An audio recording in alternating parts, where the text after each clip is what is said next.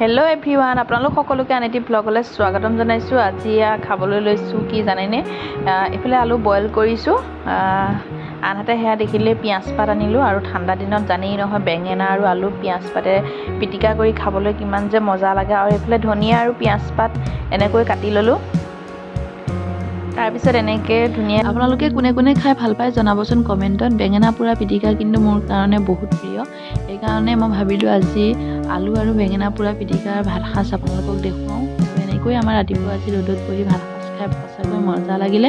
আপোনালোকে কোনে কোনে খাই কমেণ্টত জনাব কিন্তু দেই, নাপাহৰিব ক'বলৈ।